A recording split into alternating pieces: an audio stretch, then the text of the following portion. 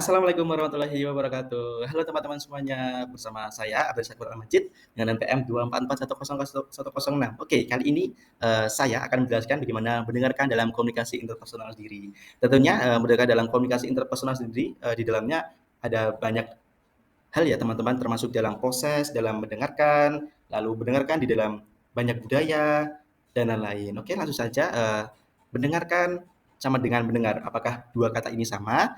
Tentu berbeda teman-teman, karena mendengarkan adalah aktivitas komunikasi yang sangat penting, karena sangat mempengaruhi berlangsungnya komunikasi.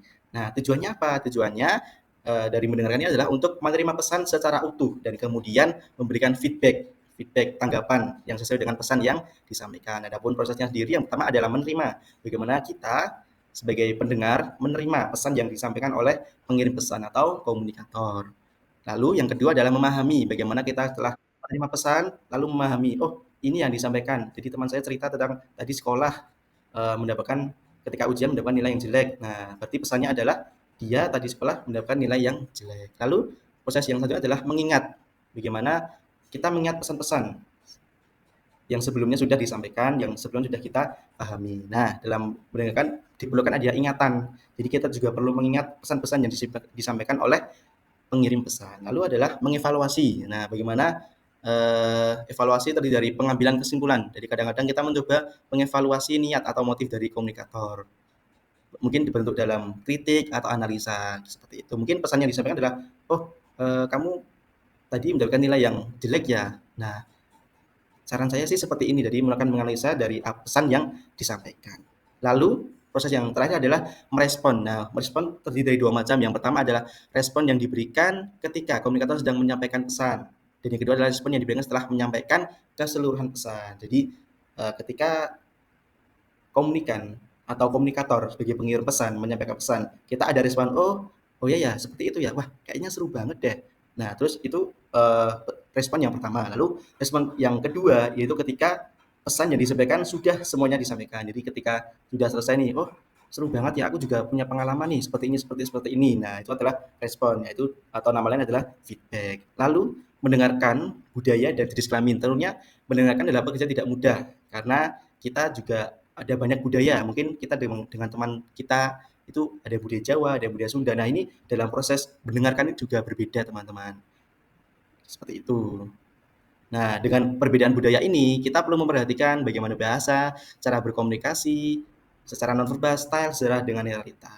Lalu, budaya dan mendengarkan, yaitu suara dan bahasa. Ketika kita menemukan teman kita dengan bahasa yang berbeda, tentu kita harus mengerti apa bahasa yang digunakan oleh teman kita. Atau ketika kita tahu teman kita berbeda budaya, tentu kita dalam berbicara itu harus menggunakan bahasa yang sama. Karena agar pesan yang disampaikan itu tersampaikan. Lalu, nah tentu jenis kelamin dan mendengarkan ini juga ada pengaruhnya teman-teman. Karena tahu sendiri laki-laki dalam tipe mendengarkan itu berbeda dengan perempuan. Nah, kalau perempuan itu umumnya membangun sebuah hubungan dan menetapkan sebuah pertemanan kemudian saling berkomunikasi. Ada laki-laki ini lebih dia menunjukkan cara mendengarkan yang berbeda, yaitu mungkin dengan sikap atau dia kalau laki-laki itu lebih ke bukti. Jadi saya bisanya ini seperti itu. Lalu bagaimana agar kita bisa menjadi pendengar yang efektif? Yaitu kita harus mempunyai rasa partisipatif dan mendengarkan yang pasif. Bagaimana kuncinya itu kita harus menjadi pendengar yang aktif. Jadi ketika teman kita menyampaikan pesan, kita tidak membersamai dengan kegiatan yang lain, mungkin dengan sambil main game atau apa, itu sangat tidak disarankan karena kunci dari mendengar yang efektif adalah menjadi pendengar yang aktif. Lalu yang terakhir adalah empati dan objektif. Bagaimana rasa empati yang sangat baik diperlukan di segala situasi, terlebih di tempat dan di situasi yang tepat secara objektif. Oke, seperti itu penjelasan bagaimana mendengarkan di dalam komunikasi interpersonal. Yang pertama adalah bagaimana kita menerima pesan terlebih dahulu, lalu mengingatnya. Habis mengingat, kita memahami bagaimana, oh pesannya seperti itu, lalu kita ingat, lalu kita mengevaluasi. Dan yang terakhir adalah kita merespon pesan-pesan itu. Jadi ingat ketika kita dalam proses berkomunikasi dengan orang yang berbeda budaya dan kita, maka kita sebaiknya menggunakan bahasa yang sama, mungkin menggunakan bahasa Indonesia atau yang lainnya, atau mungkin bahasa Inggris kalau kita bisa. Dari antara komunikan dan komunikator ini yang penting bisa saling menyampaikan pesan dan bisa saling menerima pesan dengan baik. Oke, Sekian video yang singkat kali ini, banyak salah dari saya minta maaf sebesar-besarnya. See you di next video. Bye-bye. Assalamualaikum warahmatullahi wabarakatuh.